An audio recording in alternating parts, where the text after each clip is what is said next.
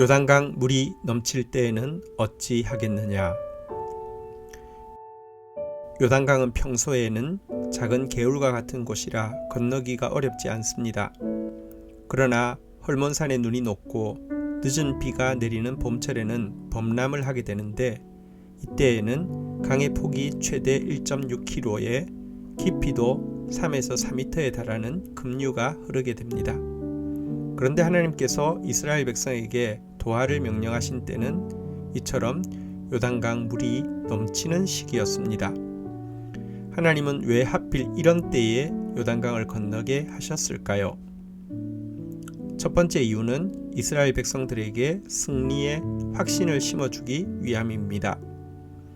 이스라엘 백성이 차지할 가나안 땅은 무주공산이 아니라 강력한 7개의 민족들이 철옹성 같은 30여 개의 왕국을 이루고 있는 땅이었습니다. 하나님께서 인간의 힘으로 도무지 건널 수 없는 요단강을 건너는 체험을 그들에게 주신 것은 이 같은 가나안의 대적들을 반드시 쫓아내실 줄을 이것으로서 알게 하기 위함입니다. 또 말하되 살아계신 하나님이 너희 가운데 계시사 가나안 족속과 헷 족속과 히위 족속과 브리스 족속과 기르가스 족속과 아모리 족속과 여부스 족속을 너희 앞에서 반드시 쫓아내실 줄을 이것으로서 너희가 알리라.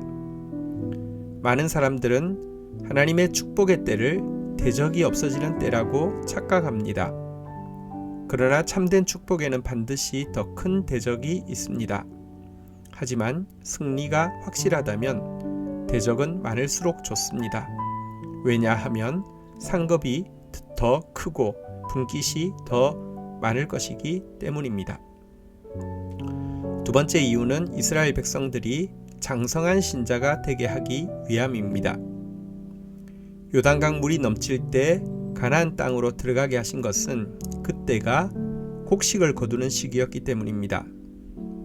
곧 하나님은 가나안 땅에서는 만나를 거치시고 자기 손으로 거둔 것을 먹게 할 계획을 가지고 계셨던 것입니다. 또 그 땅의 소산물을 먹은 다음 날에 만나가 그쳤으니 이스라엘 사람들이 다시는 만나를 얻지 못하였고 그 해에 가나안 땅의 소출을 먹었더라. 이처럼 하나님은 우리가 어릴 때에는 부드러운 만나 같은 말씀을 떠먹여 주시지만 장성한 자가 되어서는 단단한 음식 곧 자기의 지각을 사용함으로 하나님의 선하시고 기뻐하시고 온전하신 뜻이 무엇인지 스스로 분별하고 선택할 수 있기를 원하십니다. 장성한 신자를 달리 표현하자면 요단강 물이 넘치는 것 같은 상황 속에서도 말씀을 붙잡고 담대히 직면할 수 있는 사람입니다. 바로 이런 신자로 자라게 하기 위해 하나님은 홍해를 건널 때에는 먼저 바다가 갈라진 후 발을 딛게 하셨다면 요단강을 건널 때에는 먼저 범람하는 강에 발을 담그자 갈라지게 해주신 것입니다. 세 번째 이유는 이스라엘 백성들로 하여금 다음 세대에게 전수할 자기 간증이 있게 하기 위함입니다. 지금 요단강을 건너는 백성들은 여호수아와 갈렙을 제외하고는 모두 홍해가 갈라지는 것을 보지 못한 출애굽 2세대들입니다. 이런 세대들로 하여금 요단강 물이 넘칠 때 그것을 건너게 하신 것은 마치 부모 세대가 그들에게 홍해 도하의 기적을 간증했던 것처럼 그들로 하여금 그들의 다음 세대에게 요단강 도하의 기적을 간증할 수 있게 하기 위함이었던 것입니다. 이상에서 살펴본 바대로 하나님께서 요단강 물이 넘칠 때 그것을 건너게 하신 때에는 자녀를 강하게 훈련시키려는 아버지의 마음이 잘 드러나고 있습니다. 하나님은 우리가 계속 응석바지로 머무르기를 원치 않으시고 당신의 동력자로 자라기를 원하십니다. 하지만 우리는 작은 장애물만 있어도 자꾸 엉석바지의 자리로 물러가는 경향이 있습니다.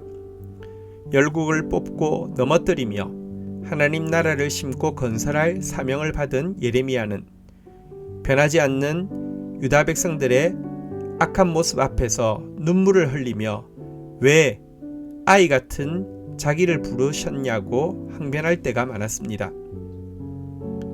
하지만 하나님은 그의 응석을 받아주지 않으시고 도리어 이렇게 책망하셨습니다.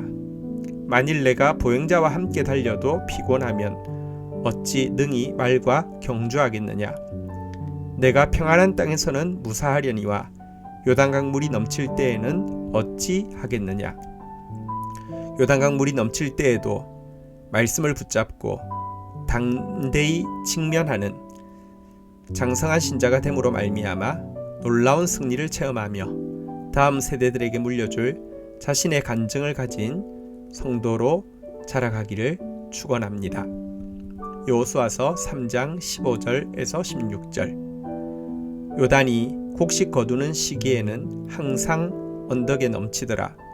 궤를 맨 자들이 요단에 이르며 궤를 맨 제사장들의 발이 물가에 잠기자 곧 위에서부터 흘러내리던 물이 그쳐서